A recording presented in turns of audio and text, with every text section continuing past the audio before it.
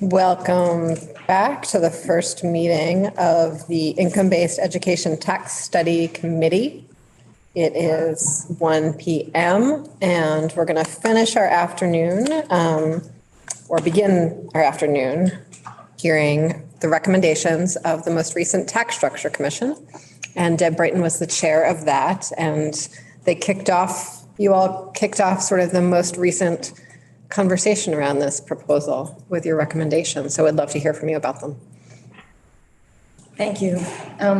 So for the record today, I am here as the former member of the Tax Structure Commission,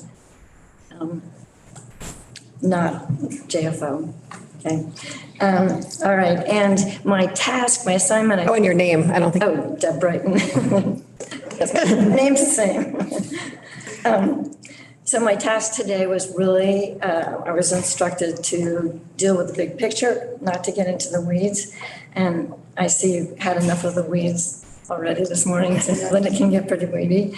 To give a bit of history to ground this effort right now, and explain why the Tax Structure Commission supported this. And just a few comments on the things to figure out. All right. Maybe close a little.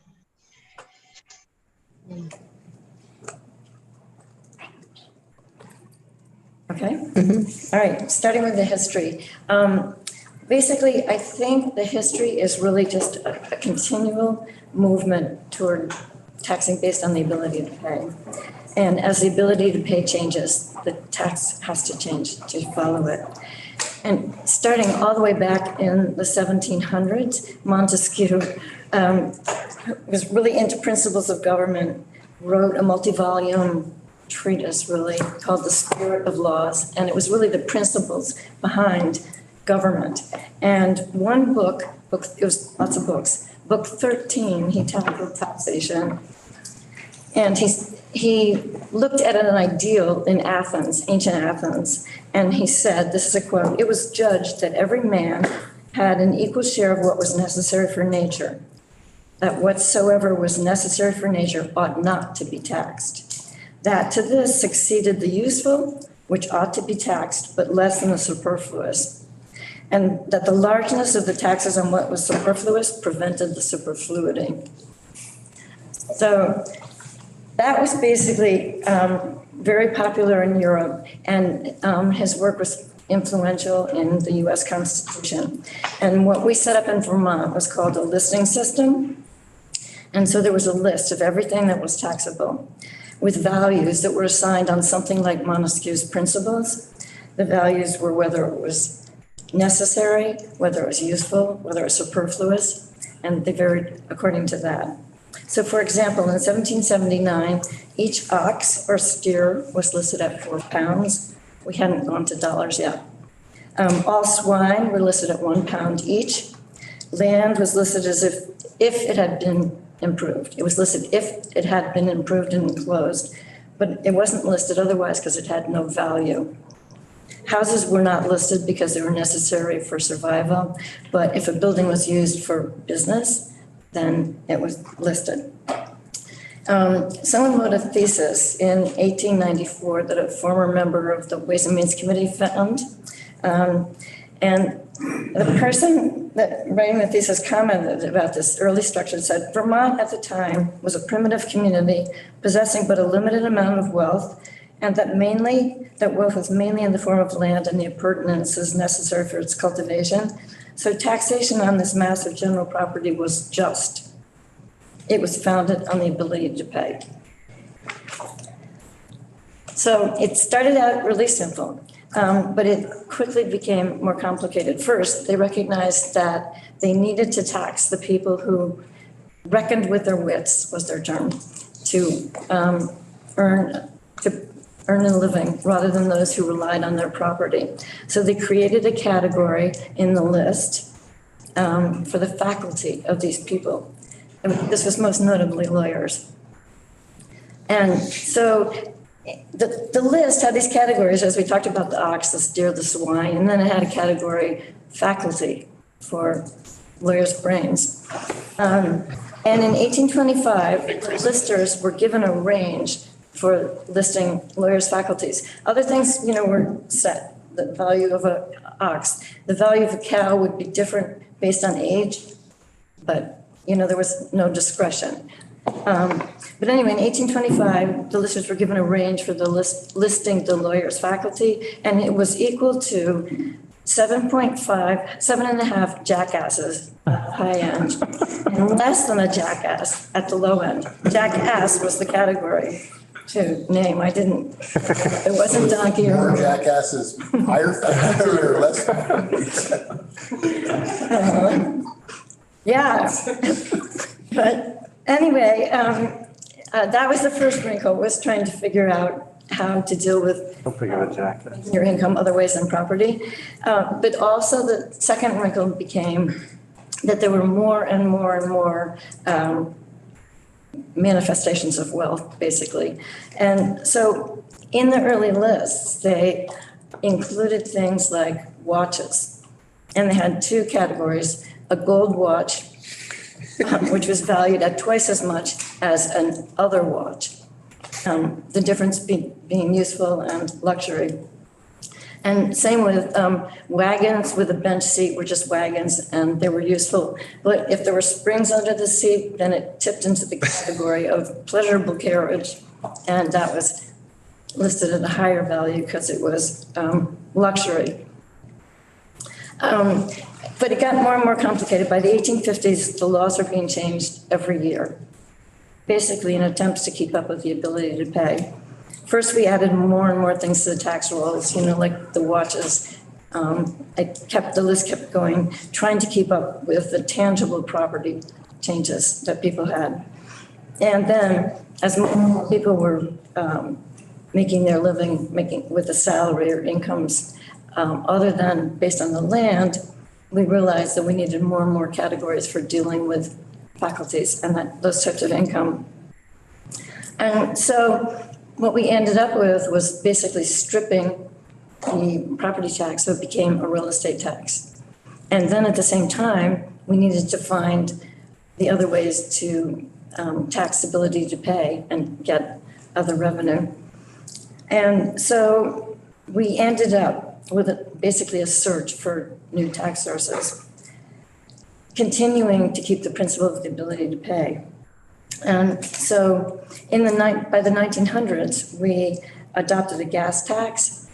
We had a state income tax, and then we taxed lots of other things that seemed like luxury or sins.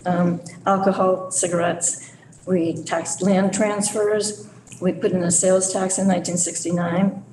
And during this process, of course, we kept having more and more special commissions, tax structure commissions, or whatever they are, like every 10 years to solve the problem. And it was really trying to chase the way society was changing, keeping in front of us the taxing based on the ability to pay. At the same time that we looked for these other sources of revenues, and we had this gutted property tax, we also realized that what remained of the property tax was not in sync with the ability to pay. So we adopted some programs like the circuit breaker program, which was the rebate program, and the current use program to deal with the value of land. And we also recognized that school tax bills were unjustifiably different from town to town. And that was due to the tax rates being set depending on the grand list wealth per pupil. So we tried to deal with that through education spending formulas to try to basically compensate at the low end, to fill in at the low end and leave the high end, the wealthier communities, intact. So we churned through different formulas through the years. And in the 1980s, Paul Gillies, who was the Deputy Secretary of State and also a really sort of political legal historian, wrote an essay on the history of taxation in Vermont. And at that point, he said, in some respects, the history of taxation in Vermont is a history of a state trying to deal with alternatives to the property tax, of trying to find a better way to tax income. And since he wrote that, we had the Brigham decision, we had Act 60, Act 68, lots of tweaks to both of them. And you can glance at the back of Fiscal Facts, and there's a listing of all of the changes that happen every year. So we keep continually addressing this. And so by the time that the Tax Structure Commission that I was on was working on this, it was 2020. And we had Act 60 and 68. And we had a whole lot of tweaks. And our charge was to look at the entire structure, which we did, but to focus on, particularly on education finance. And we started out by compiling lists from people of the issues and also the strengths of the current, what was current at the time, the education finance system. And we had pages and pages of them, but when we went through it carefully, we realized that there were sort of two themes. And one was that Act 60 and 68 had done a pretty good job at equalizing the tax base between school districts. In fact, it was perfect. We had equal tax base per pupil in all of the school districts. That was a real strength. But the system was exceedingly complex, and the main complexity was in the homestead house site tax and the credit, the system we had set up for that, in an attempt to keep it in sync with the ability to pay. We've created all this complexity. So we saw that our goals were really to maintain the equity and reduce the complexity. We focused on the complex part, which was the house site portion. We decided that we wanted to make the tax for people to be direct, not to have the confusion that Jake pointed out, basically where you put in a tax rate, but your bill isn't really based on that tax rate. It's based on that tax rate minus an adjustment that you got based on a prior year. So we wanted to get rid of that and make it a direct tax that you paid.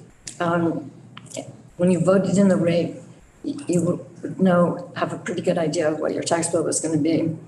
And we wanted there to be a very clear link between the spending that was voted in and what the tax bill was that you would pay. And we wanted it to be estimated, for you to be able to estimate it at the time you're making that vote. We found that a lot of the complexity was due to the fact that we were actually using two tax bases and two systems at the same time. We had the property tax, and that was administered locally and pretty much locally. And we were trying to merge that in with an income tax that was administered by the state. And they had not only different organizations behind them, they also had different schedules. And so then there was almost a third layer, which is where we had to put the two systems together to come up with the tax credit. So we decided that we should go, to reduce the complexity, we should go to one tax base, one system. And we did have some people testify talking about the value of the property tax on a house, residential property tax, being that it's a good proxy for wealth. And it's a type of wealth that more people have. So would be a good tax system because it's a proxy for wealth. But on closer examination, we found out that it's not a good proxy for wealth. And if we define right now wealth as being net worth of the household, we find that at the low end of net worth, first of all, people don't even own a house at the very low end.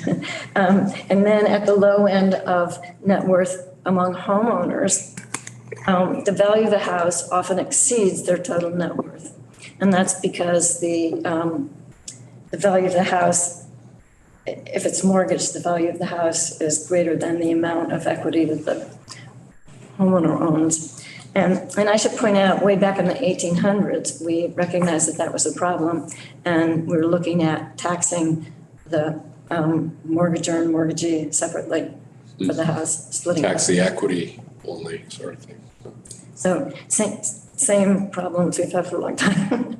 But anyway, then at the high end, the value of the house, even though the house value is higher for the families with the most net worth, their house value tends to be high, but yet it's only a low proportion of their total net worth, 14% in the highest quintile. And that's mainly because their net worth is mostly financial assets and not their house. So we felt that taxing on income was the much better at getting at the ability to pay. And we would have loved to get a better fix on a better ability to tax net worth. And we spent a lot of time looking into it. But at this point, we can't put our hands on it. I think that, I think we need to keep looking into doing that, to figuring out how to get at net worth. But for right now, at this point in time, we felt that income was a much better measure of the ability to pay, and it was something that we were able to put our fingers on better. So that's where we went with this proposal. Representative Kornheiser asked why this didn't happen earlier, and why it didn't happen, for example, when we did Act 60, we had the same thinking, essentially, to set up Act 60 that we're talking about now. And I think that there were really two reasons, and you've heard the same arguments again, but the first is comparison with other states, and the second is an old tax is a good tax. And starting with the first one, comparison with other states. This because essentially we are all looking to not lose tax base. We are competing with other states for businesses.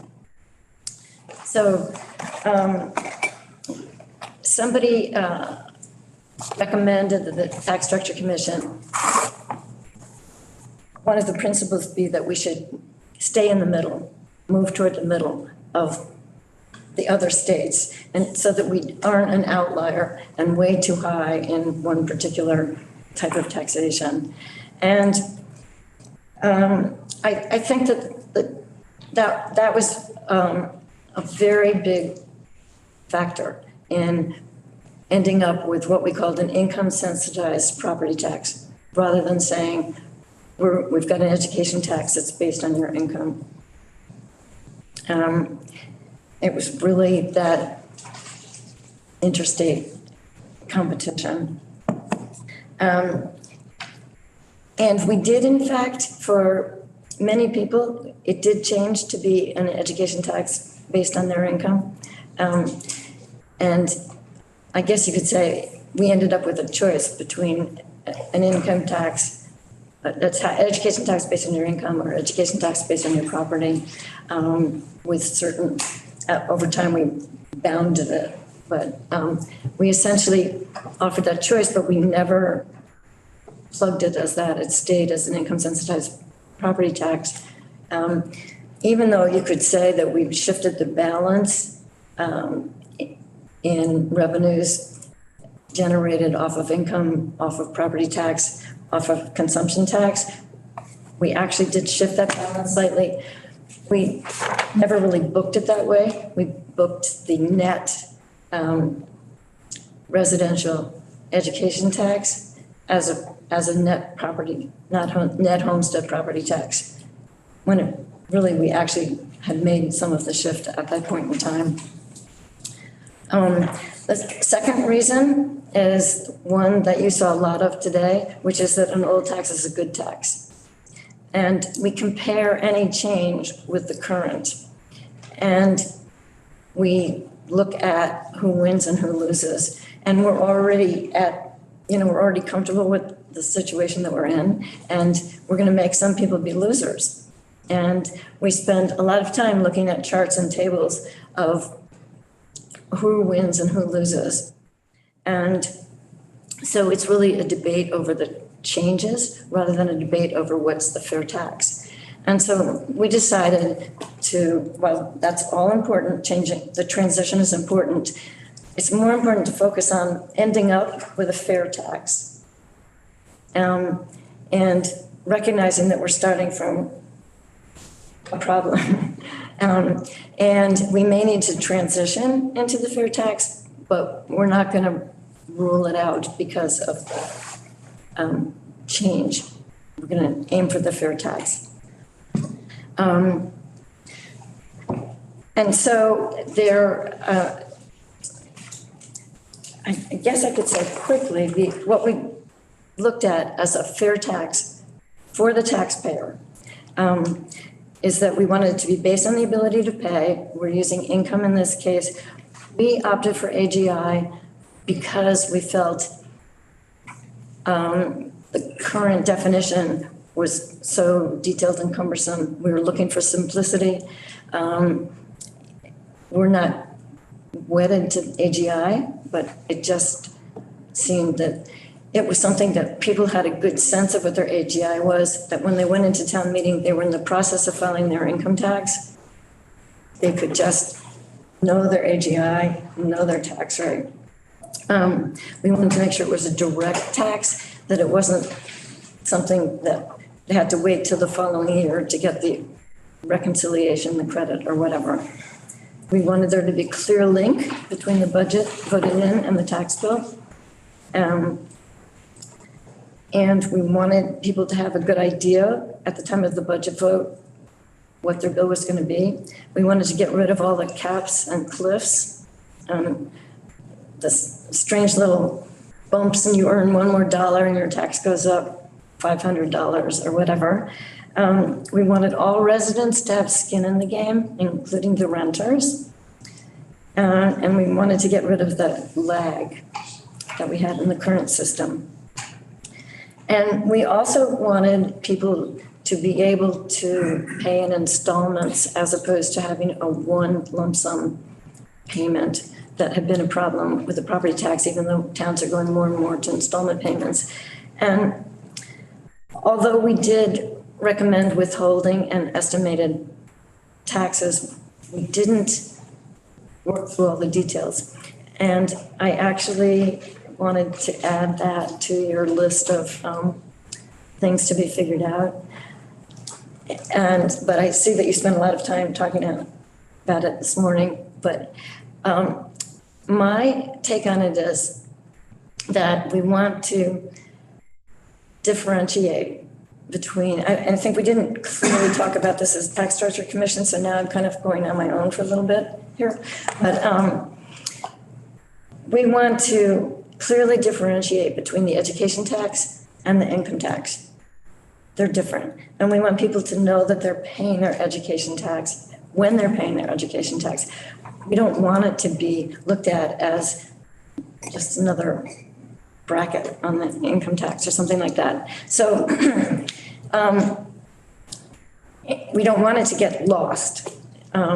So in a sense, I think you may want to consider having the way they do the education tax in some towns now with installment payments for installment payments, not messed up with the income tax at all, not messed up with the withholding system. Now, why did you recommend moving towards an entirely new system rather than entirely income sensitizing the property tax?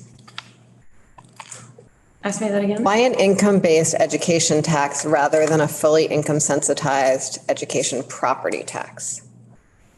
What would be a fully, okay. Keep the current system and just go all the way up the income scale. Yes. Everybody. Yeah, did you discuss that versus what you did finally propose? But then wouldn't you get rid of the property? So if you went higher up the income scale, you'd be asking people to pay on their income, right? Not on their property. So you're not giving them that option anymore. So then you're going on to income. But you're still structuring it like a property tax. Still that. Yes. I could answer for myself because I filed a bill to do just that. And In both the House and the Senate, I believe. I heard. maybe it's one of the few.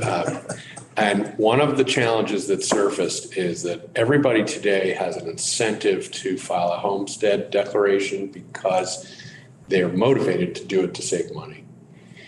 If you make everybody income sensitized, people at the top end have a disincentive to give you their household income because they're in fact going to pay a higher bill. And so it becomes a perverse, it's tricky. I'm not saying it's impossible, but you run into a compliance challenge that maybe in other ways too, but that was one of the things that I was never satisfied that I had a great answer to.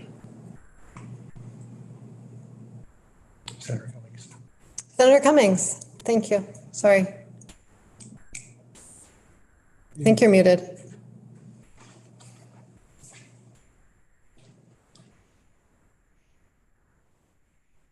There. New screen here. I will leave it to somebody that's more expert than I am. But I believe under the present system, it's not that you pay X percentage of your income in a property tax up to a certain point. It's that you don't pay more than X percent of your income, which is how we get people at the low end that are paying based on their property. So it's a cap, not an up to. And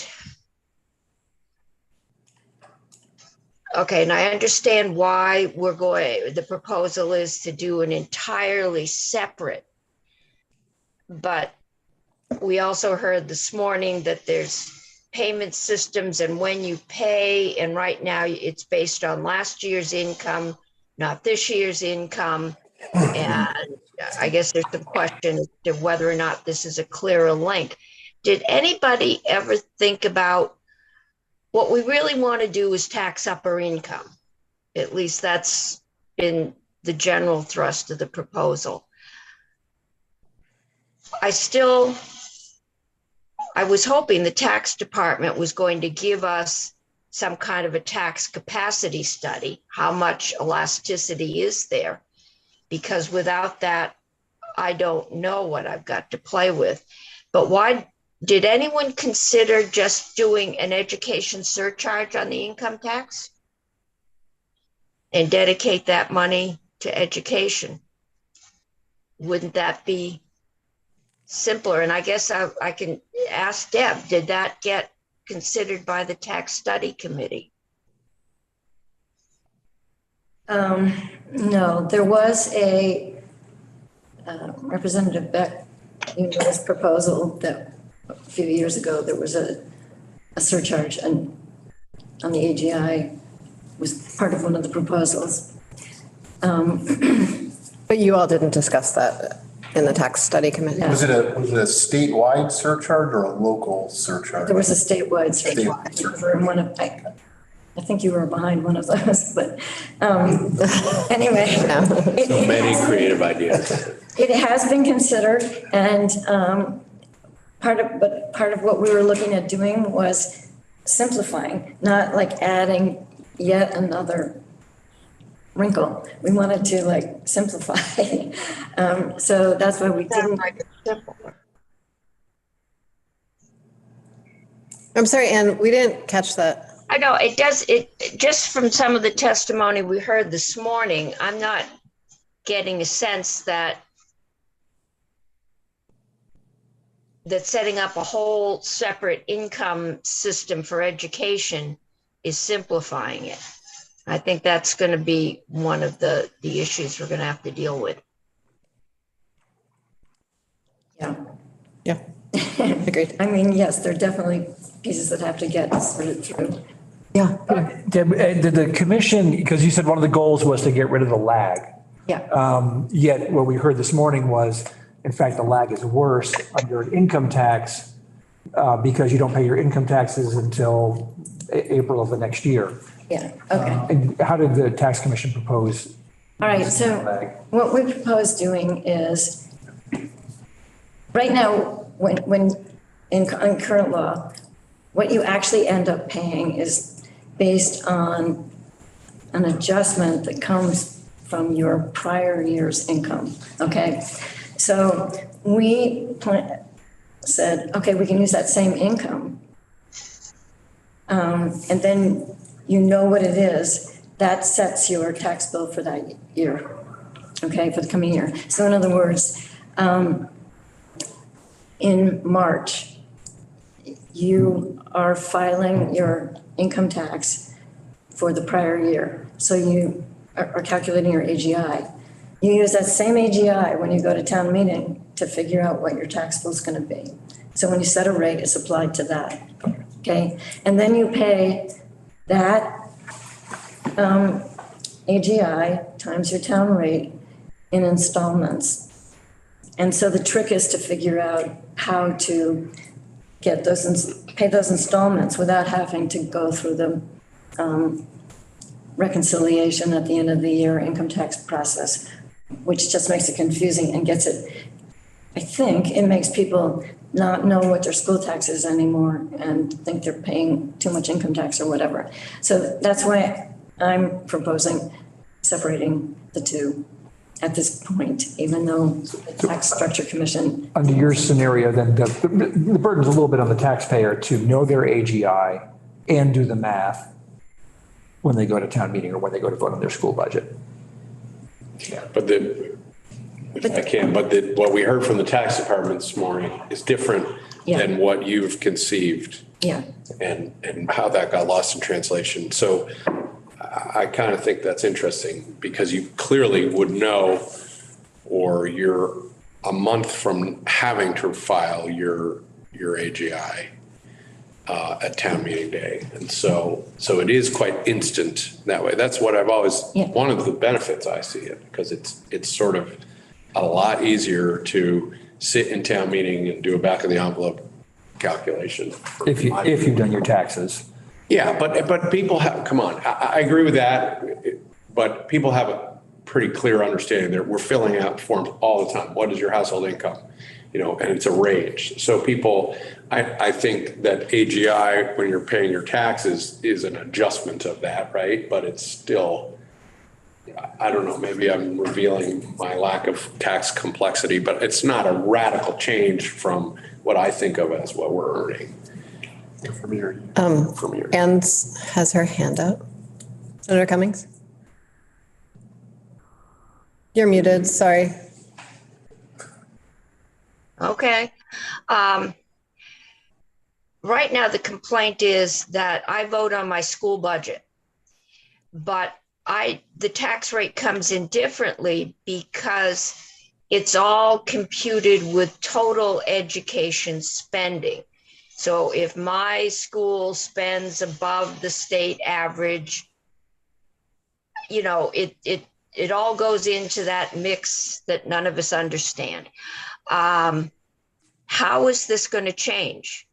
I mean, I may know if I vote on my school budget, this is how it's going to impact my AGI, but am I going to have a better is that it, or is there, because we still have to comply with Brigham.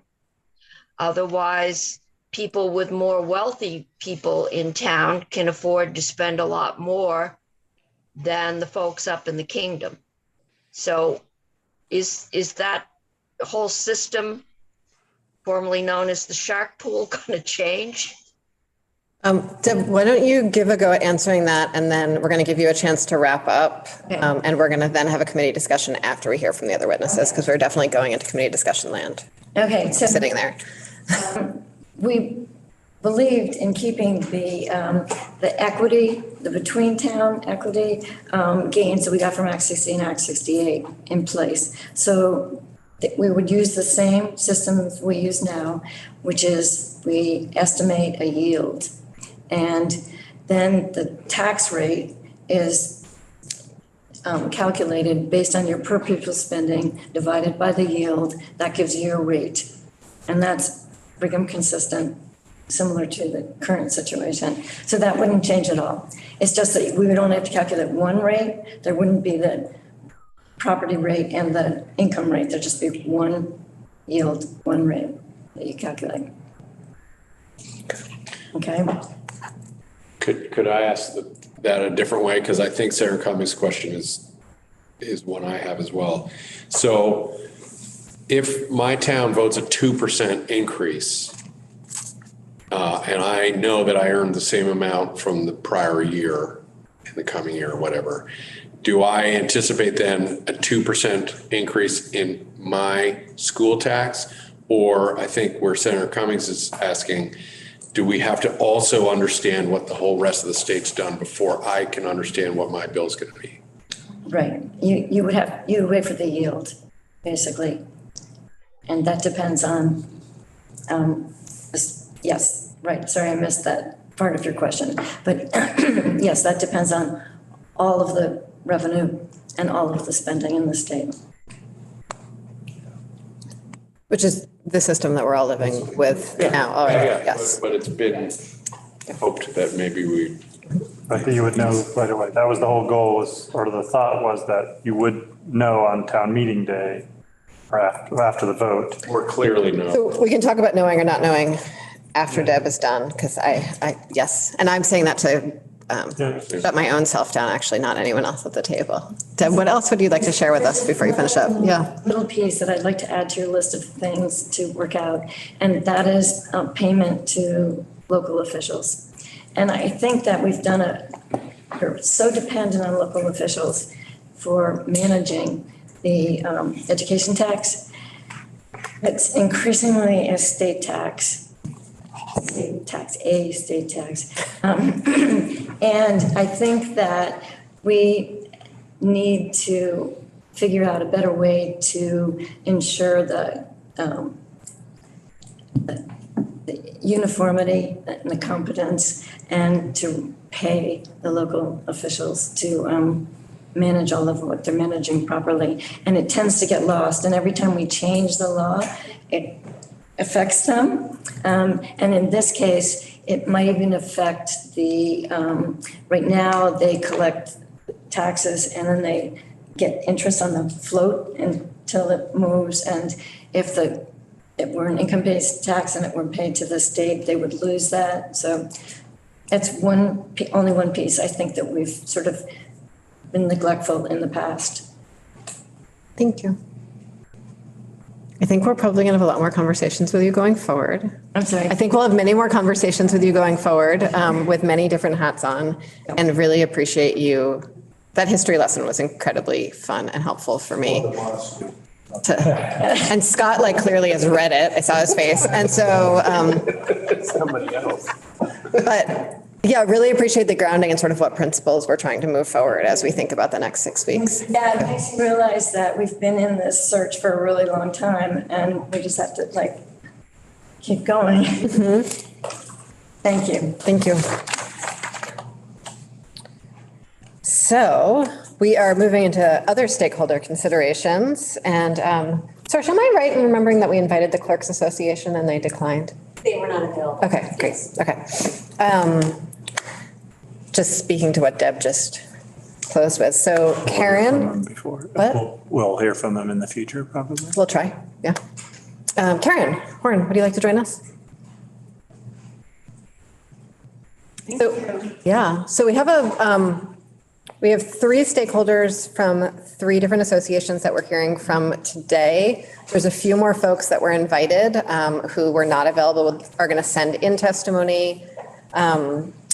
The Agency of Education is deferring entirely to the Department of Taxes on this issue from the sort of covering the administration's perspective. And if there's other stakeholders that we're missing, please, someone say something at some point so we don't miss them. And with that, thank you, Karen, for joining us. Well, thank you very much for having us. And I don't believe I've testified in person since before COVID. It's pretty interesting here. I did send testimony to Sorsha, but I only did it just before lunch, so. It's on the website. I apologize for that. Will you identify yourself for the record before you get started? Yeah, I'm Karen Horn. I'm with the Vermont League of Cities and Towns, and we have been working with education funding since at least 1973, which was the year before I got out of high school. It's a way long time ago. And I did also include with my testimony a list, which I think most of you have seen before, of VLCT actions and what happened in the legislature since 1973, all the way through, what year are we on? 2021. And Steve Jeffrey, our former director and education tax guru, who I will never approximate, religiously kept that list up to date. So we've tried to do our best since his retirement. We did testify to the Tax Structure Commission on several occasions. And in particular, we commented on their proposals for moving from the homestead education property tax to a homestead education income tax. We endorsed that proposal, and I also included in my attachments our testimony to the Tax Structure Commission at that time. I did want to go through a little bit why the VLCT is concerned. And we're concerned from the fiscal perspective. We try to be very careful not to get involved in any of the issues around, curriculum and management of schools, which is the purview of the superintendents and school boards associations, not the municipal governments. And as you are well aware, schools and municipalities are completely separate governmental entities. For all those municipalities, except the ones that have been granted permission by the legislature to enact local option taxes, the sole source of tax revenue to fund municipal services is the property tax. I did put in my letter the number of towns that have local option sales taxes, meals, rooms, and alcohol taxes. Just to keep up to date with that, we had one local option sales tax, I believe it was one, Representative Kornheiser might correct me, added this year, and that was Montgomery for a specific purpose, wastewater, and for a specific period of time as well. In 2020, according to the Joint Fiscal Office Fiscal Facts book, Vermont ranked second in terms of total tax burden per capita and fifth in terms of state and local property tax burden per capita among all the 50 states. Generally, the education property tax comprises the significant majority of a property tax bill and leaves little capacity or elasticity for a municipality to fund those vital municipal services. Also, as we were painfully made aware in 2020, during the beginning of the COVID pandemic, property taxes, education property taxes need to be provided to school districts in the state first, regardless of whether or not the municipality has actually collected those taxes. And I did give you the statutory references that refer to a daily penalty at an annual rate of 8% if you fail to pay those over on the due dates, and that the other penalty for municipalities is the withholding of other state funds if they fail to pay those education property taxes in a timely manner. And then finally, and significantly for municipalities, if there's a shortfall in education fund revenues, the way the statute is structured, the education property tax picks up the slack unless the legislature makes specific provision to put additional other tax revenues into the education fund. So the education property tax makes up consistently 2/3 of the education fund altogether. And in FY23, that was $1.2 billion. We do continue to endorse the recommendations of the Tax Structure Commission to move homestead tax payments entirely to the income tax and address the equity issues on the revenue side of the ledger.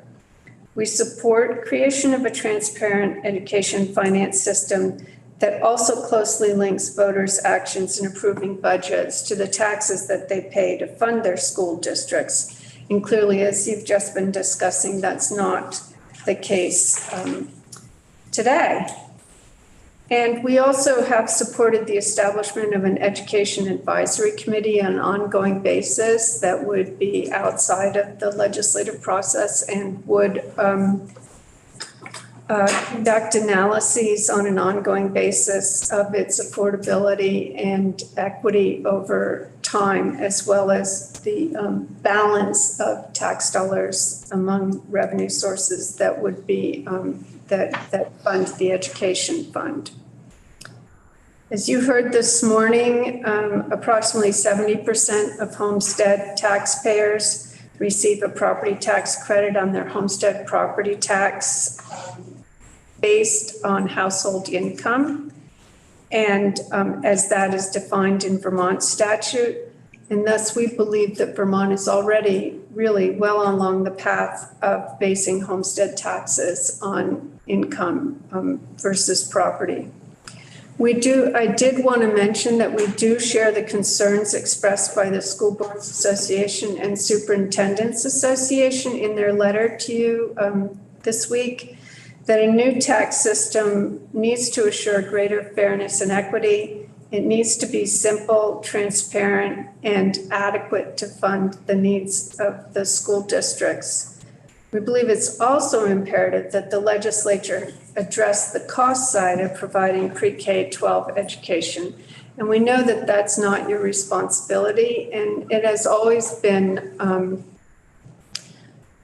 a somewhat divided conversation to have the education committees discussing what's needed by the schools on the one hand, and the money committees discussing what's needed in terms of revenue on the other hand. And those conversations don't meet on very many occasions. So we think that is something that perhaps could be worked on in the next legislative session. And I do want to just mention something also that we've contended for some time, that it's something of a misstatement to assert that every school district's education spending is determined at the local level. Title 16 of the Vermont statutes and federal law also dictate much of what a school budget is obligated to fund, and there's not discretion in those regards. We do urge you to move to the homestead education property tax, to move away from the homestead education property tax and to an income tax, and assure that the new tax system provides the fairness, equity, simplicity, transparency that this system lacks. And I know that you are all committed to assuring in the future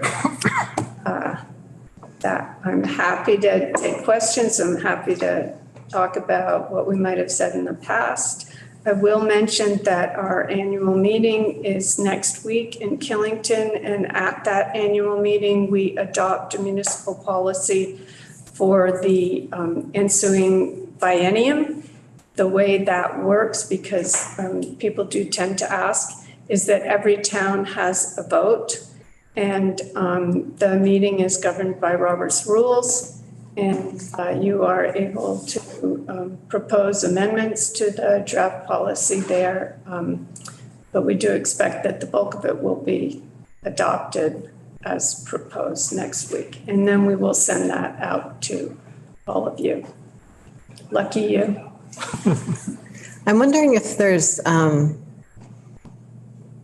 any questions that you think still need resolving on this issue, or any red flags you have that you want to make sure we attend to? Well, I do think as Deb just said, that transitioning to a new system would be significant issue to address. But I do think that really, most people don't understand the way the system works now.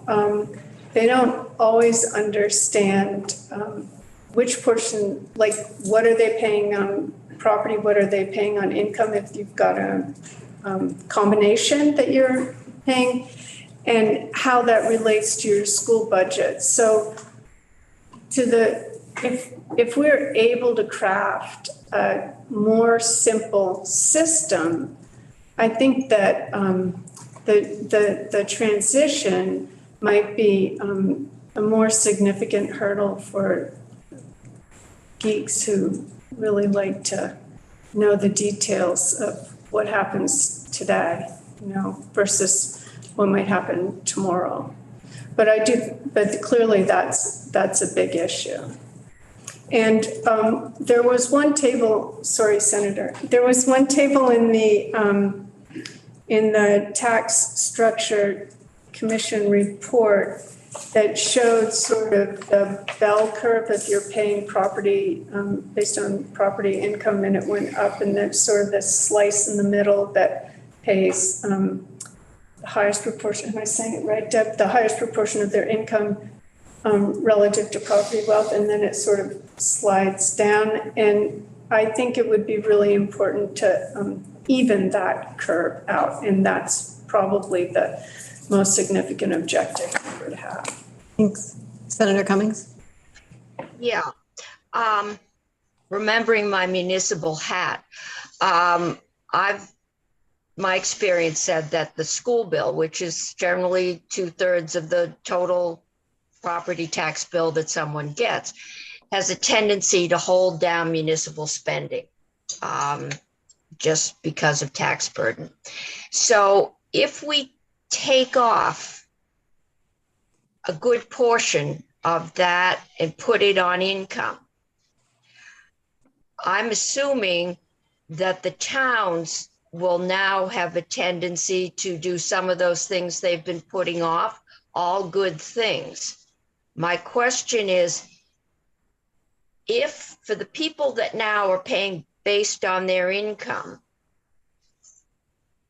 once the towns start raising the local municipal property tax, which is not income sensitized, are those generally moderate to lower income people going to take a hit? There are at least one town in Washington County where municipal bill has always been higher than the school bill. So I do think that you find, particularly in cities, in our urban centers, that the school tax and the municipal tax are more on a par than they are in smaller communities that don't have police, recreation, senior centers, a slew of services that you find in the shire towns, which do provide those services. It is likely true that municipalities would look to fund some of those projects that they haven't been able to fund over time, if there was more elasticity in the property tax. Having said that, I would remind you that the voters of the town actually have to approve the municipal budget. And there are certainly instances that we can point to where municipal budgets have been voted down. So I think your ultimate control on overspending, if you will, from the municipal side is with the voters and having to justify your budgets to them.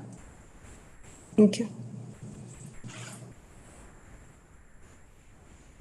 Are there other questions? I don't see any more questions, but really appreciate you joining us, and I'm sure we'll have many more conversations as we work through this. Thank you. I will be following.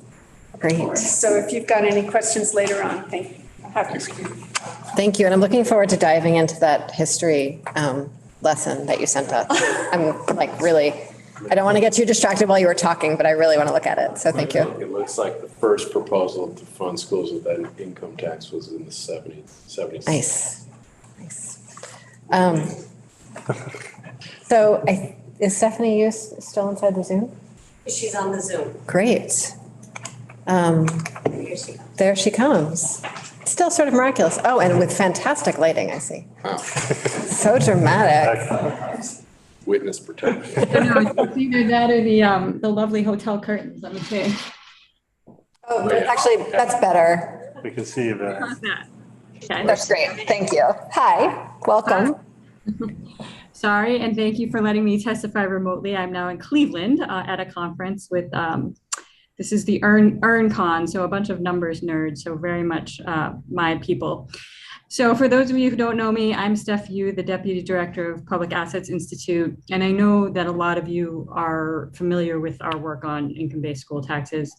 We've testified on it before the Tax Structure Commission and the Weighting Task Force and many of your committees, and have done a lot of analysis on it. So I don't want to spend a lot of time sort of going over the same ground and respect your time on this, but I have shared links to a lot of that work with Sorsha, and a lot of it lives on the JFO site. But I did want to just kind of hit a couple highlights and flesh out what we think are kind of the big remaining sticky issues around this idea. So just to say that I think that, again, as you all know, by pooling all of our resources, our education funding system achieves a baseline level of equity, of statewide equity, that a lot of states don't, for both students and taxpayers, while at the same time preserving local control over school budgets. But as you've been hearing all day and probably for years, it is a very complicated system, and in part because it's two systems, one based on income and one based on property value. So it can and should be made much simpler. And a lot of good work has already gone into showing the benefits of an income-based system and alleviating some of the concerns about it, particularly by the Tax Structure Commission. So so that's part of why we're glad this conversation is moving forward. Again, as you've already heard, income-based taxes would both simplify the system and correct this current unfairness that higher income Vermonters pay a smaller share of their income in school taxes than those with low and middle income. And most Vermonters pay some or all of their school taxes based on income now. And I was going to say that we've had some form of income adjustments for over 50 years, particular to school taxes. But as Commissioner Brighton pointed out, apparently that's been going on even longer than I thought. And a lot of those adjustments are based on the idea that as the Tax Structure Commission looked at, that income is in fact a better measure of ability to pay than house value. It's not perfect, but it's better than house value.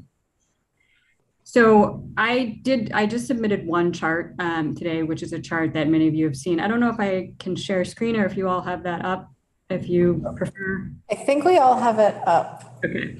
So you all, the screens I see do. Okay. So you've all seen this before. This is school taxes as a share of income, median school taxes as a share of income for various tax brackets. And the regressivity that we've talked about is clear. Those in the higher income brackets are paying a much smaller share. And you kind of see, as Karen described it, that sort of tail going to the right. And that's because the taxes for higher incomes are based on the value of their home rather than their income. And I think you've also probably seen the version of this chart that shows what it would be if it was a pure property tax. So if low and moderate income Vermonters were paying based on property value, that median tax level rises to 10 to 13%, and you really see that shoot up on the lower end. So that a pure property taxes is even more regressive, which is why we have all these adjustments for income already. So this is really the main argument, is that this would be simpler and fairer moving to an income-based system. And again, this conversation about complexity, a Tax Structure Commission report really acknowledged how much the complexity frustrates both voters and administrators and confounds voters' ability to make sense of of their school budget vote and the impact on their taxes. So there's a lot of good reasons to move high income Vermonters to the same basis as everybody else. But I think you're all charged with figuring out the technicalities of exactly how to get there, which leaves a lot of tricky questions for you to deal with. And the two biggest issues that we see, which you've already discussed some today, is what to do about the lowest income thresholds, those currently defined as under 47,000 in household income, who now qualify for reduced property taxes, and then the second piece of how to deal with renters. So on the first question, the threshold for qualifying for reduced taxes, the circuit breaker, obviously needs to be updated. It's been 47,000 for at least 25 years, again, with this unique definition of household income, which you've already talked about. And I don't know that anyone remembers, maybe Commissioner Brighton does, how that $47,000 was arrived at, but clearly it needs to be updated and needs to be tied to something. And tied to something that will change over time, whether that's median income or some basic needs income or some other inflationary index. And because it's been at that same fixed level for decades, it means it's helping a much smaller share of the population than it used to. So this idea that the Tax Structure Commission put forward makes a lot of sense to us, to create a sliding scale based on the locally voted rate. So depending on their income, people might pay 25 or 50% of the local income rate. And this does get to this idea that everybody would have a stake in the school budget, whereas now school taxes are capped for some people, even as that per pupil spending goes up. But I think the big question for you is how to set that sliding scale and up to what point do you want it to go? Who all are you trying to capture with it? And what does that look like? And how many steps does it have? Is it a line? You know, what form does that take? And then on the renters question, I think it may take some time to implement a system that works. Tax Structure Commission's suggested sort of starting the shift with homeowners and then gathering additional information about renters before bringing them into an income-based system. I think ideally, as somebody mentioned, and I can't remember who, you'd have renters paying the local income rate based on that local per pupil spending, but they're getting a credit for the portion of their rent that goes to property taxes on their rental.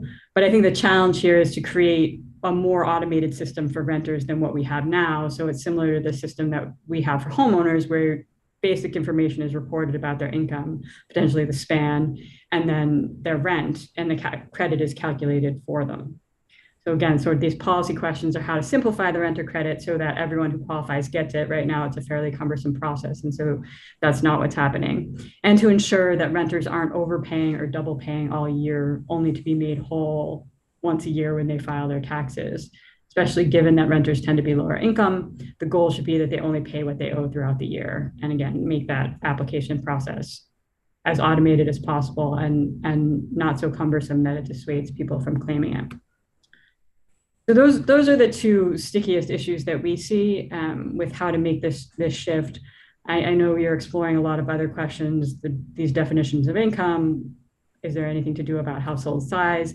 I think Karen also may have mentioned this idea of the Education Fund or Tax Advisory Committee that was endorsed by both the Tax Commission and the Waiting Task Force.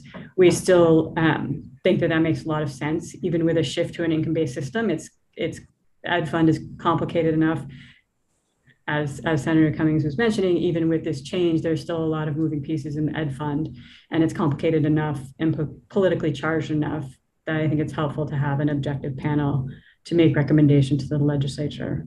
And again, we're happy to help think through any questions or be helpful if we can.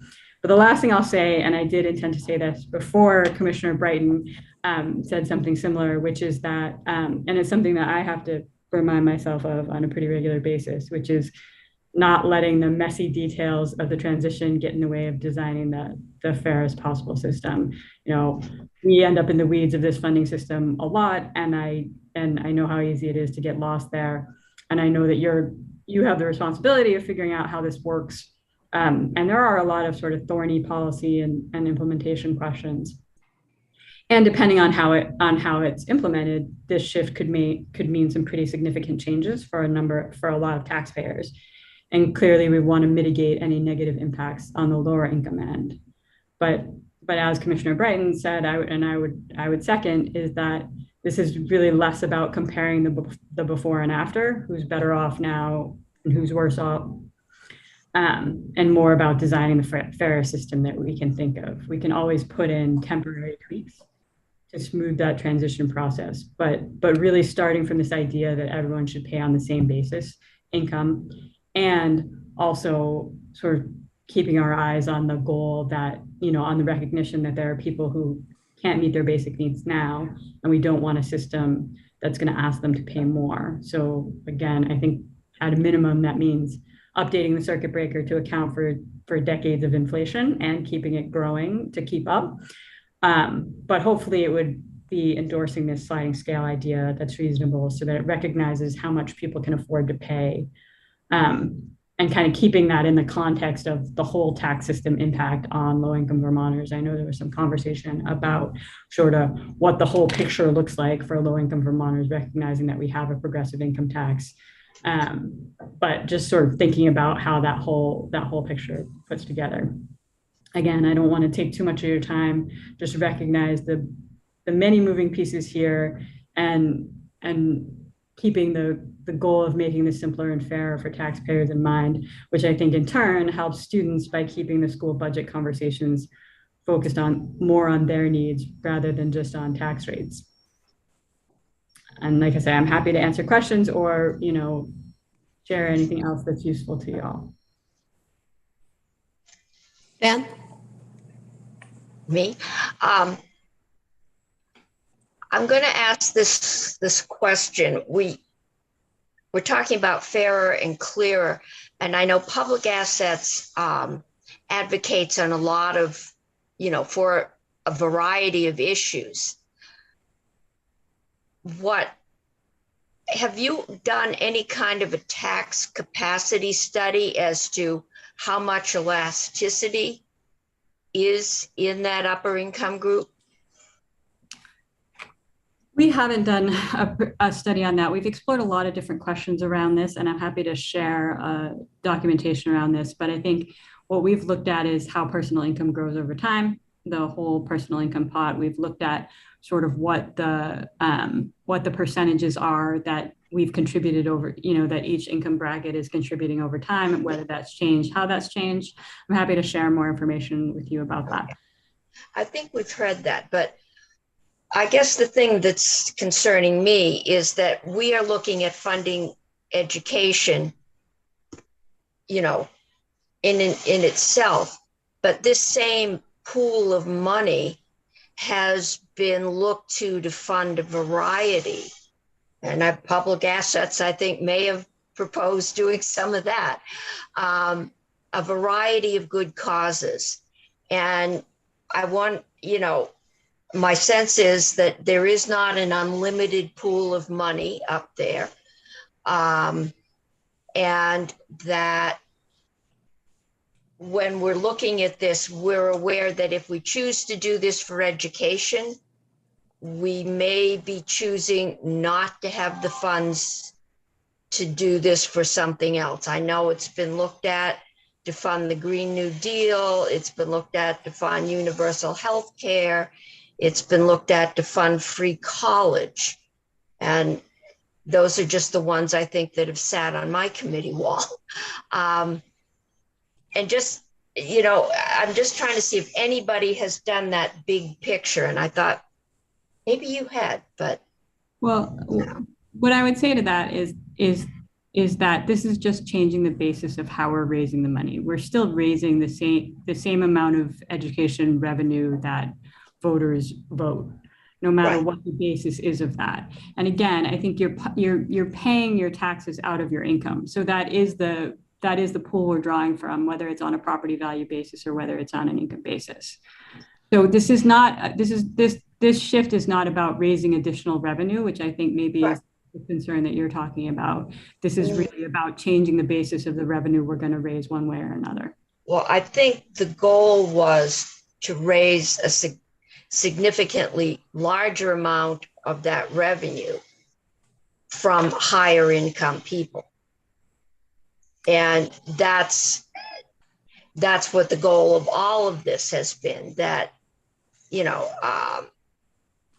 right.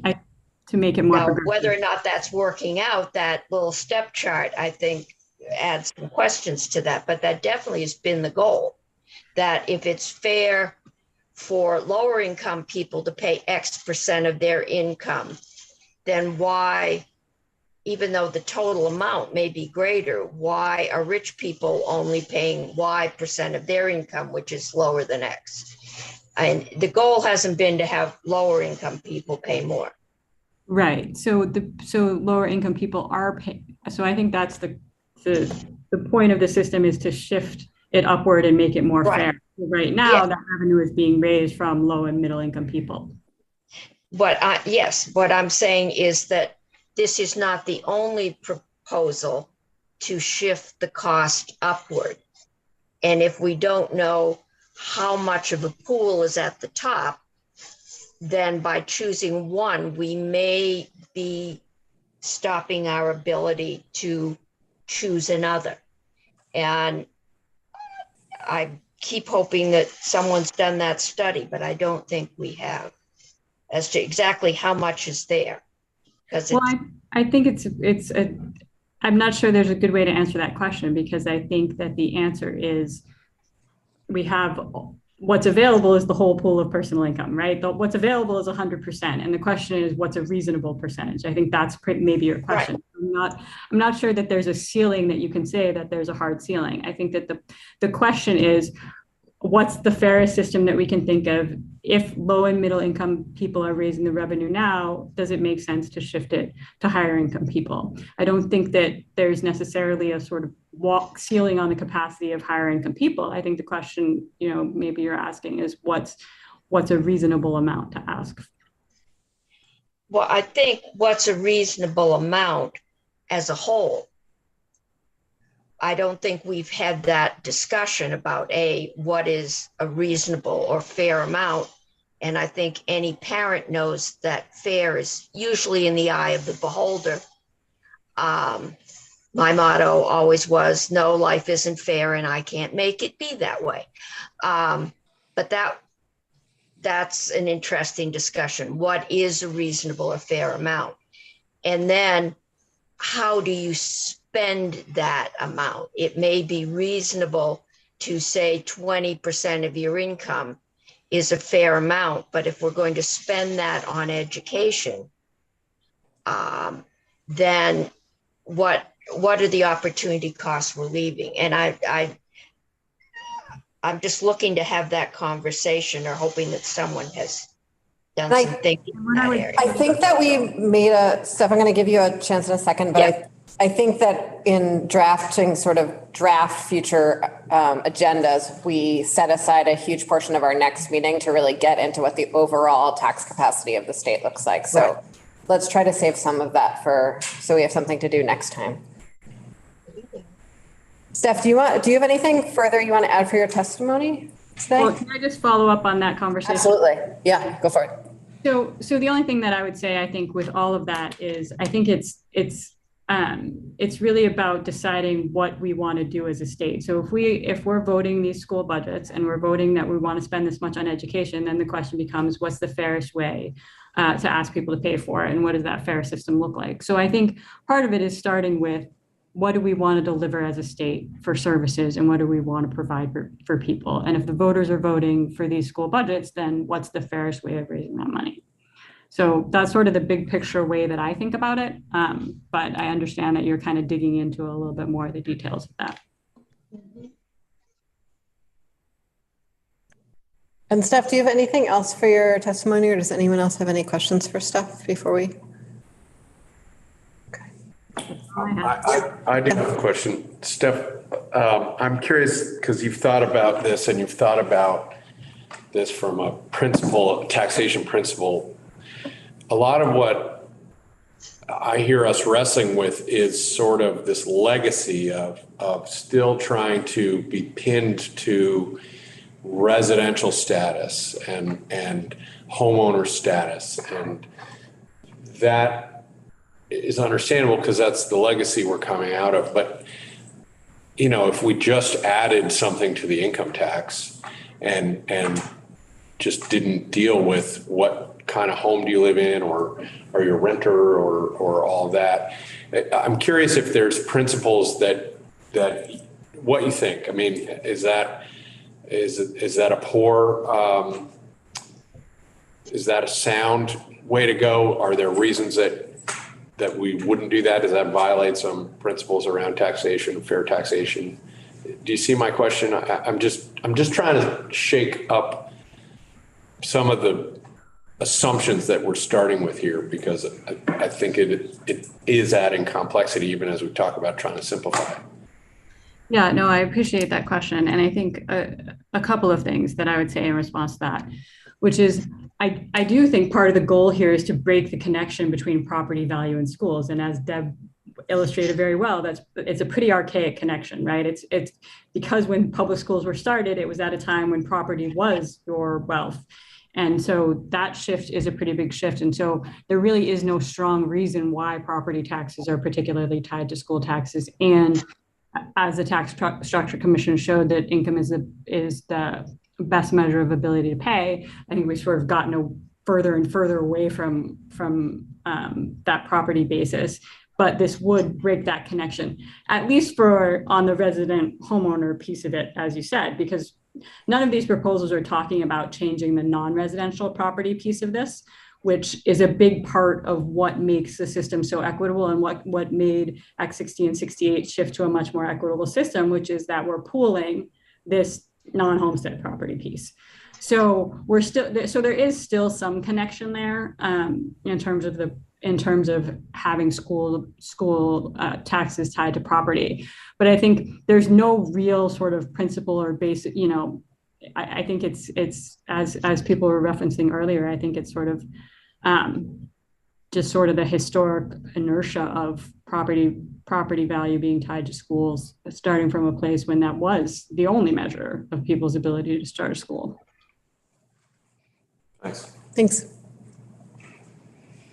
With that, thank you very much. Appreciate you jumping in with us, and I'm glad that the technology worked so well today, so you could be here with us, and we'll see you again. Thank you. Thank you. Enjoy the rest of your trip. Next up, we have, I think, Jeff from the NEA. We have a nice lineup in the audience, but. I think I've been asked. Okay, great. I'm going to join you. Thank you.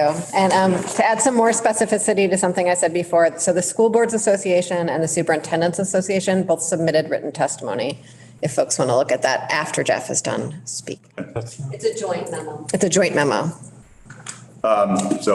Source, I did send you my written comments, so you have those now, I believe, on the website. So good afternoon. My name is Jeff Fannin, the Executive Director of Vermont NEA. Thank you for giving Vermont NEA the opportunity to meet with you today and talk about the examination you're undergoing to moving towards a fully income-based system to fund public education. Vermont NEA has long supported this move. We think it's fair and simpler and the best way to fund public education, quite simply put. The Tax Structure Commission sought ways to ensure equity in our overall system, including producing a more equitable way to fund public education. And the Commission's report discussed abolishing the residential property tax in favor of the income tax, and Vermont NEA supports that proposal and has for several years. Income taxes, like property taxes, are variable at the individual level, but in the aggregate, they are stable enough to fund state government. And the Commission said it was the best way to measure tax burden on a given taxpayer, and it is the most progressive way to tax residents for education at this time. For this reason, the Commission recommended replacing the hybrid property income tax homestead base with a single tax base, and to maintain equity, that single tax base should be income. And Vermont NEA supports the Commission's recommendation. I believe that your charge is essentially to explore practical issues with moving to an income tax, but also to be aware of the education finance system is in need of some improvement, and that moving to an income tax is the best approach. As was said earlier, and I think in the Superintendents and School Boards Association's memo, having a fair, equitable, and understandable education finance system is important to guarantee public support for the public school system. Vermont schools enjoy broad support. Educators also enjoy broad public support, but the current education tax method is confusing to taxpayers, which is not in the best interests of the state or schools. A straightforward income tax to fund schools is the approach Vermont NEA and the Tax Structure Commission believes will allow schools and students to have the proper fiscal support and community support so necessary to maintain the high quality education system we all know is important to our children and to our democracy.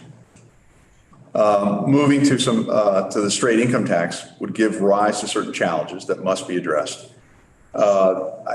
Like Stephanie before me, the issue of renters is essentially that they're being taxed twice needs to be solved. Additionally, while there may be short-term transitional issues, how we fund public education does need updating, and keeping an eye on the long-term improvement to the system should be the goal.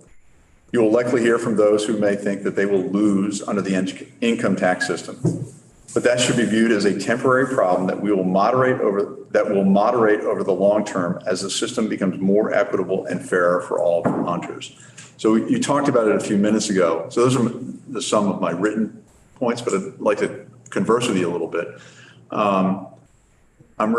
Prior to working at Vermont NEA, I worked at the Healthcare Administration, was a lawyer for them. And the Snelling Blue Ribbon Commission to examine single payer healthcare looked at that and said, we're going to save millions, if not billions of dollars if we go to a single system to pay healthcare. It was designed to be savings.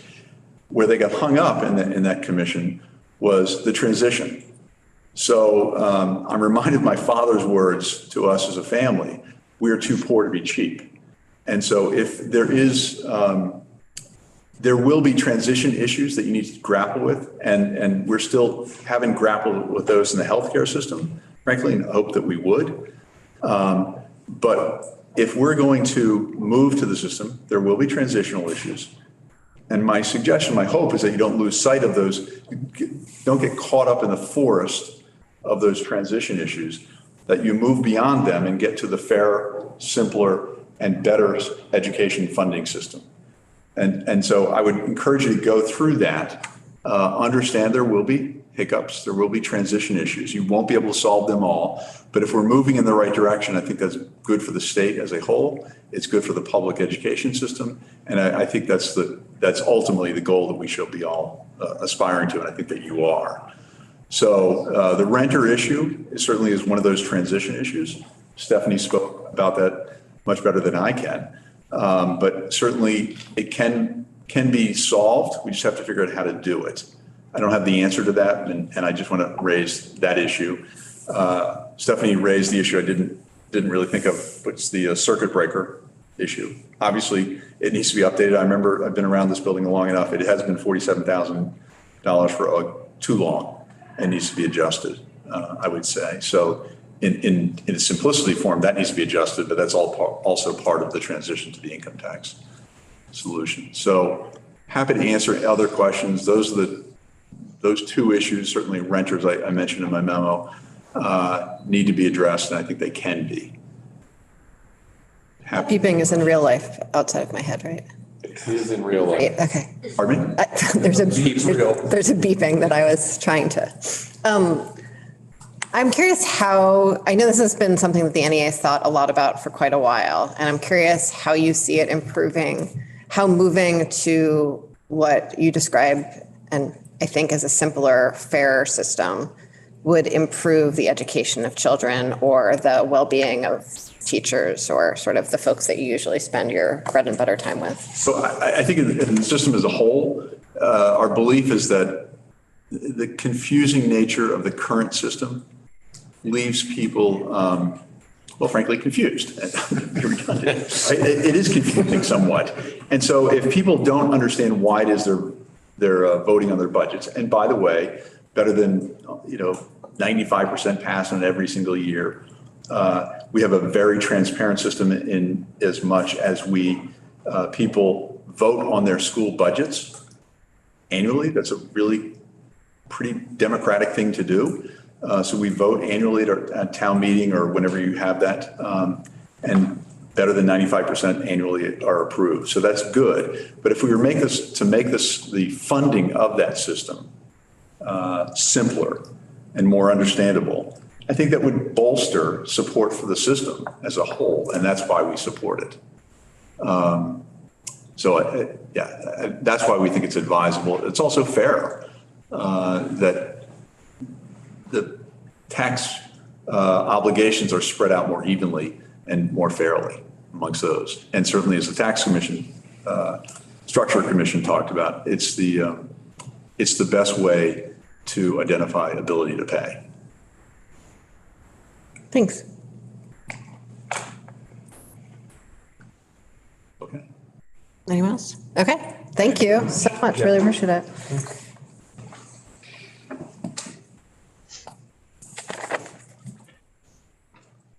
So we have 30 minutes. My first goal before we get into a back and forth, which I'm sure will definitely happen because we all have big questions to ask and answer, is to really just try to, if we can, do a brainstorm of the questions we want. We've heard so many sort of questions that need answering today, and I've taken some really mediocre notes, and because I've been paying attention. And so the more we could brainstorm what those questions are so we can really set our agendas towards answering those questions, I think the better off we'll be. I wonder if we could even just try taking turns with the questions we heard that need answering. Wild. I have one. Cool. I've realized in this discussion that I don't understand the renter rebate. Like I could either do it on my own or I could talk about it more. I don't know how that's structured. So thinking about how to make it work better or be changed for income is difficult when I don't understand. Thanks. I'll follow up on that because my question that kept coming up as people brought it up, and I'm is equally unfamiliar, is more, it's been described as a, property tax tied rental rebate program, and other people said, well, it's really more just a rental subsidy program. And, is a better approach to sort of decouple it completely from education and property and just make it about being a rental subsidy program. So really even understanding what the goals of the renter rebate are, we want them to be. Okay. Emily, I think it would be good for all of us to do a refresher because we made major changes to renter rebate and switched it to be more of a subsidy. For lower income and a simpler system. But we did that just before COVID, and then COVID hit and we delayed implementing it because the tax department was somewhat swamped with all the federal changes. So I think for all of us, it would be good to have a presentation on what does it look like now? Because we haven't had any real experience with it. Thanks. Yeah, I realize most of my thinking about the renter rebate is from when I used to receive it as a renter, and very little of it is like policymaker thinking. So I appreciate that. And I know you mentioned that you want to understand sort of the elasticity of the income tax and other sort of tax capacity questions. Do you have other questions that you're sitting with that you want us to put into the mix? Well, I know we've scheduled some testimony, I think, for the next meeting, but I have a couple concerns. I'm uncomfortable spending money when I don't know how much is potentially there. It may be fairer, but if the money's not there, my two concerns are if income tax, that capacity has been dedicated to the general fund, which funds all state services except basically transportation and education. And if we take money from that bucket, how will that, or will it impact the ability of the state to fund expected growth in present services? I think we know that our mental health and home health services are in crisis, and so are some of our rural hospitals, but how does that, if we take money out of that bucket, are we limiting the ability of the general fund to do other state services? And then if we take money out of that bucket for education, are we reduce our ability to use that money for something else? If we decide to do this, does this mean we're giving up on using it for free college or, Green New Deal or single payer or any of the other climate action things that could be proposed? So I think I'm trying to get the big picture here. And those are my big concerns. Thanks. Peter, questions? Kind of following up on that same concept, the tax commission seems to be hinting at it really should be a separate track income tax. And just how realistic is something like that? A separate track income tax with basically a separate payment schedule? Right. How do we pull that off? Okay. With the installment idea. Yeah. No conversation yet. Brainstorming. Clarifying. Great. Thank you. Chris. Whenever you're ready. Ready. I have a few questions. One is, I would appreciate a refresher of the universe of people in Vermont that pay income tax. Because I keep coming back to this concept of we're trying to talk about people paying income tax if they own property and or if they're resident here. I probably will get convinced that that is the right path, but I'd like to see who that excludes that is paying income tax. And then on the renter front, if we were able to figure out some, just some of the ranges, like what is the median income of renters? What is the median property tax that we assume renters are paying? Some of that, because as I look at it under the crude concept that we've been talking about, there could be a value of just a straight dollar amount refund that any renter gets. You know what I mean? So I'm trying to tease out some of that data. I don't know if that data exists, but to the extent we could poke around for it, that would help me. Oh, and the last one is this home site. This isn't a house site, and this is something that's more relevant in rural parts of the state. So I don't understand it entirely. It just someone with expertise that could make sure we're understanding some of the ramifications of if we were to make changes there. I have a few,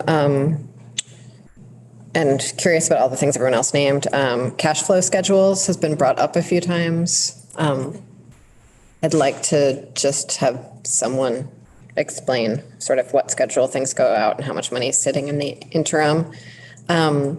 Enforcement mechanisms. I think tax sales are a terrible thing, and they are sort of how municipalities collect both taxes if someone's not paying. And so what enforcement mechanisms might look like and how much towns might be on the hook without enforcement mechanisms.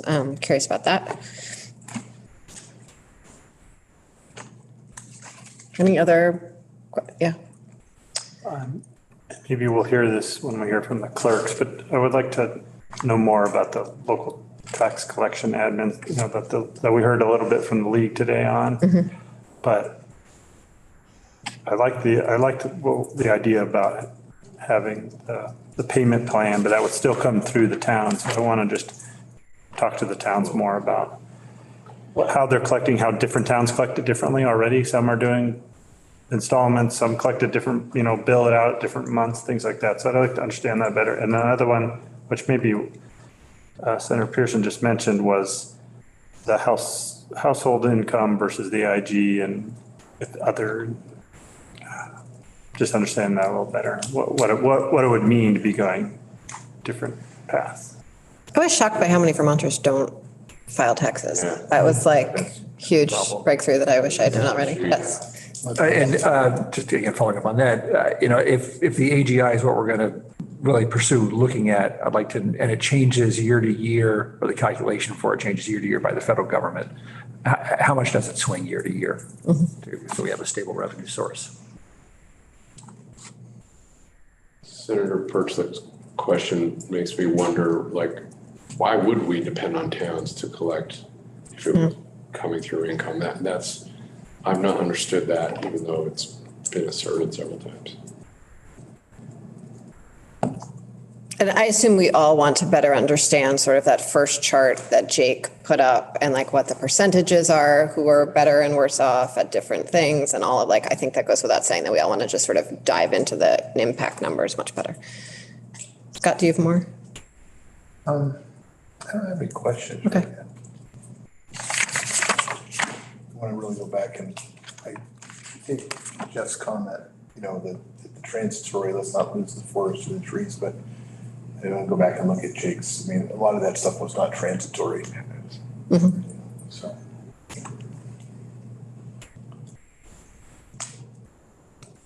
Okay, you're free to have a conversation now. Take turns, be polite. I'm not going to moderate it. It's as complicated as I thought it would be.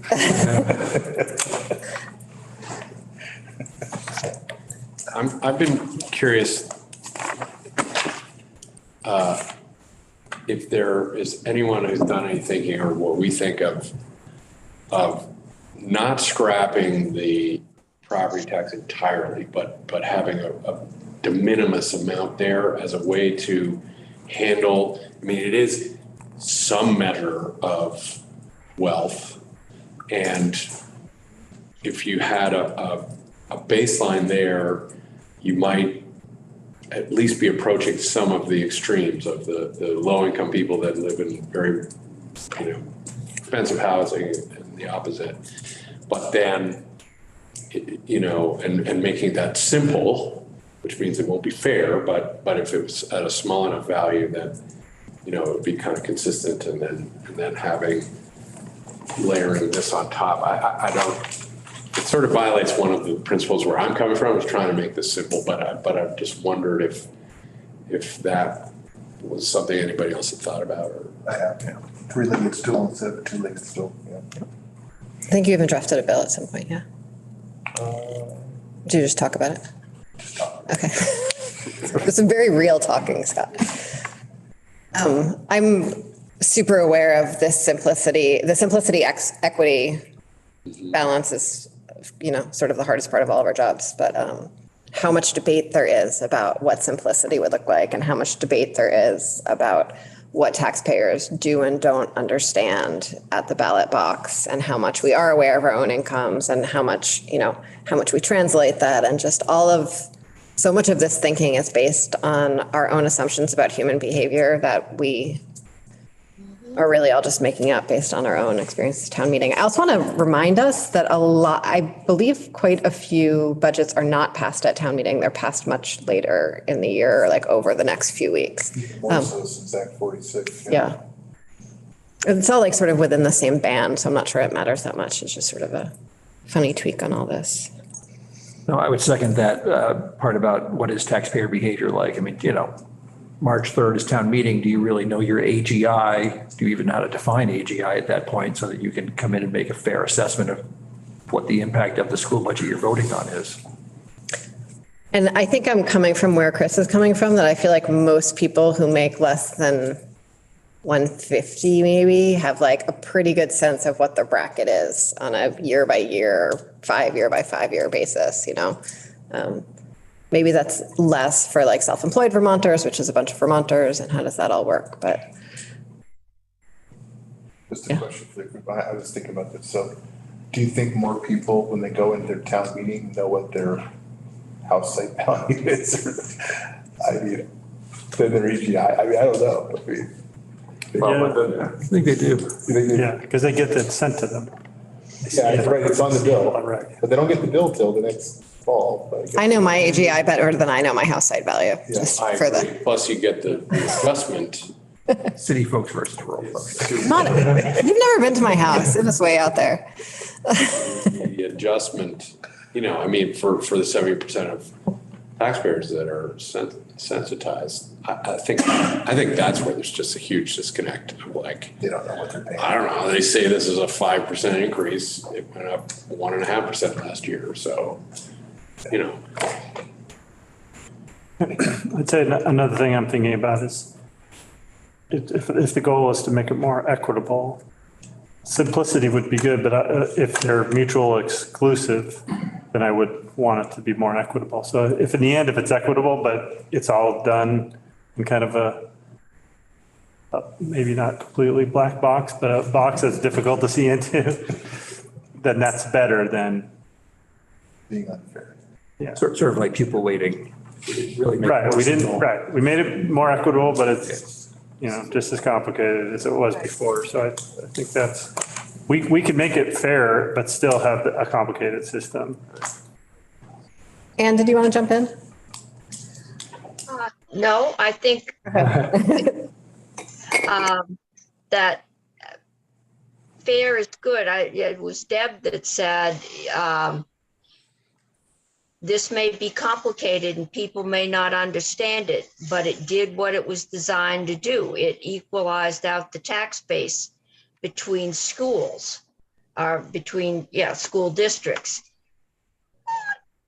I think we want to make sure going to income that we maintain that balance, because it is going to be easier for richer towns, people with more rich people, to vote to increase their school tax than it is for poorer towns. And I'm not sure we're doing away with that system where the rich town votes for a multi-million dollars, $100 million sports center, and the poor towns end up contributing to that. I don't think we're going to do away with that problem, but That's still, I mean, that happens under current law, yeah, right? it does. Yes. It does. Yeah. But I think that's part of what the complaint has been, is that the poorer towns are actually, in some instances, subsidizing the higher budgets in richer towns. And ideally, the weighting changes that we made this last year are fixing a huge amount of that. But what I have been sort of consistently worried about is lower income people in wealthier towns and what happens to their bills.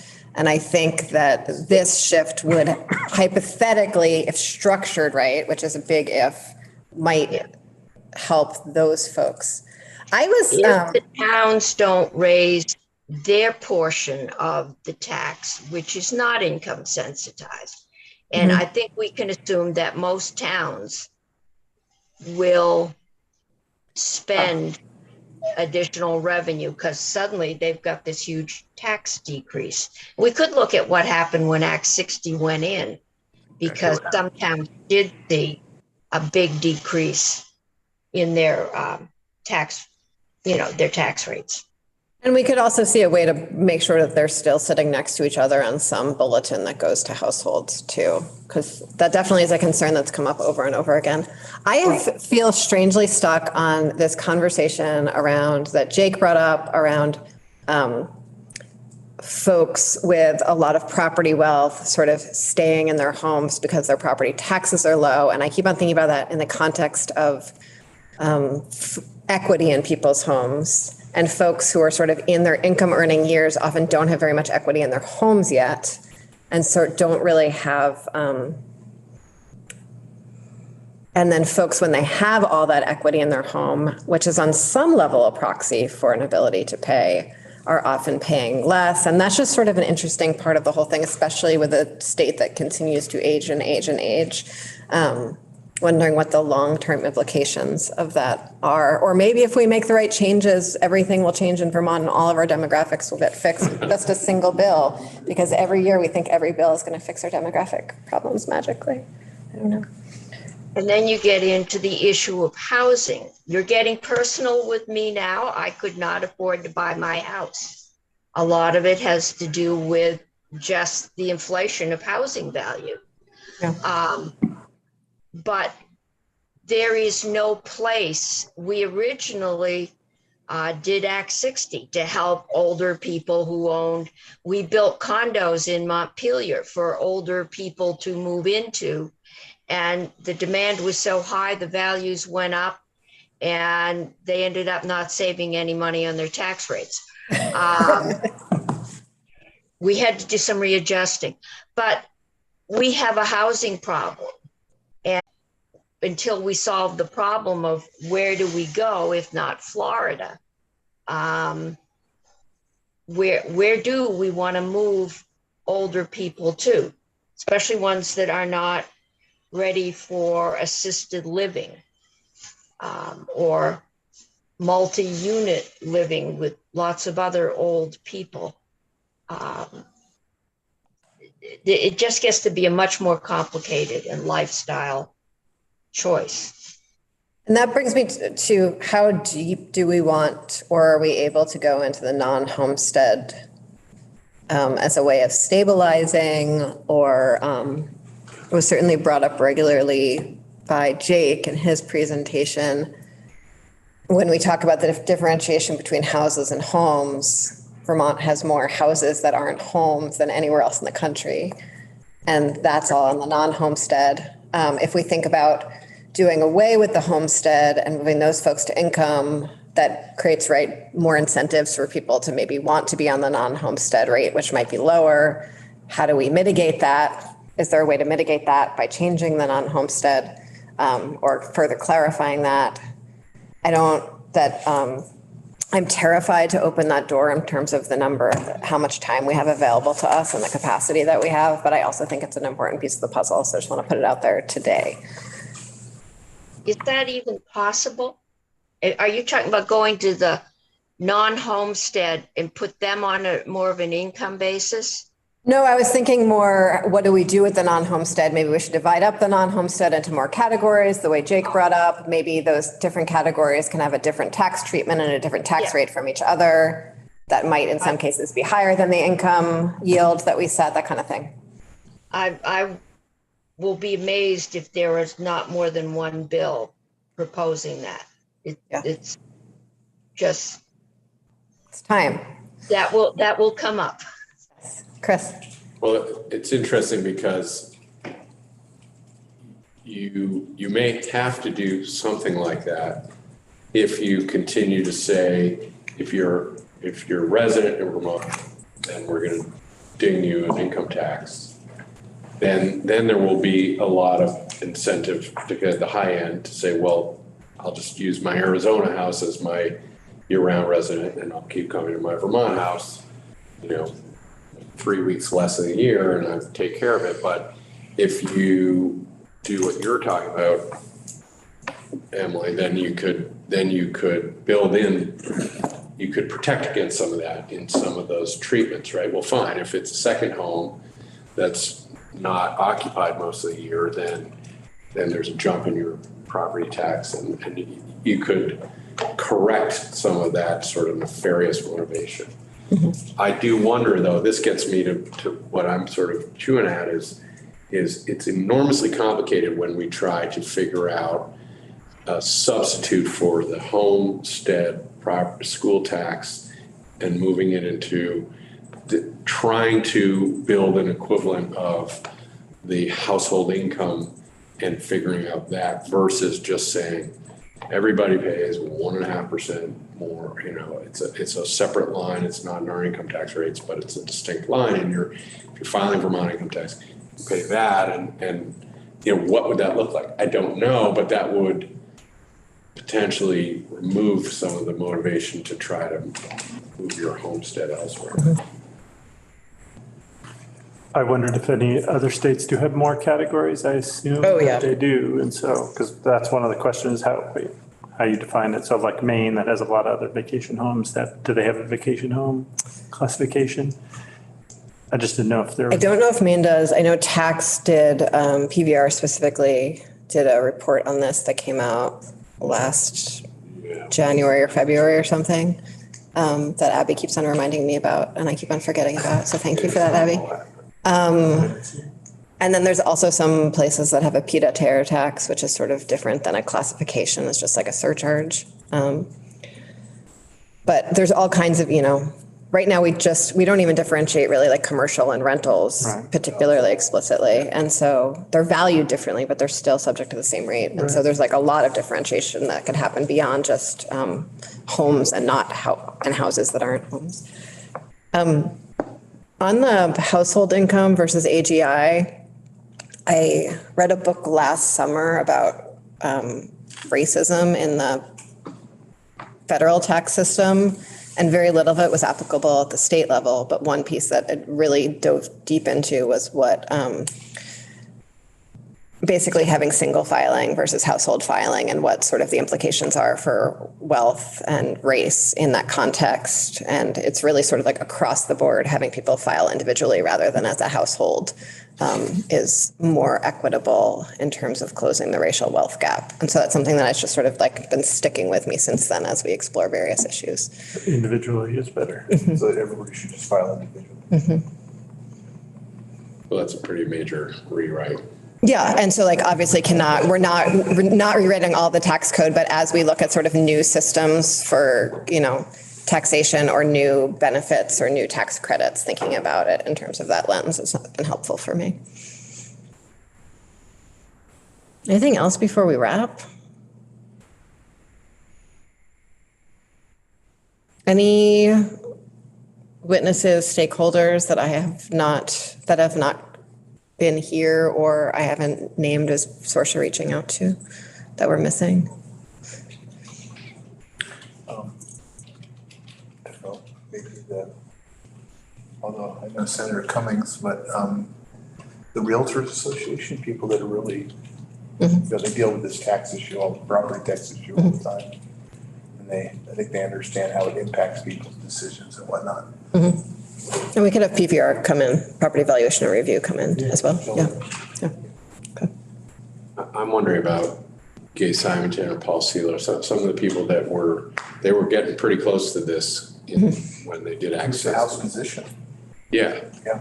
So I don't know if there will be value in that construct or even Ledge Council getting some of those drafts or at least the construct.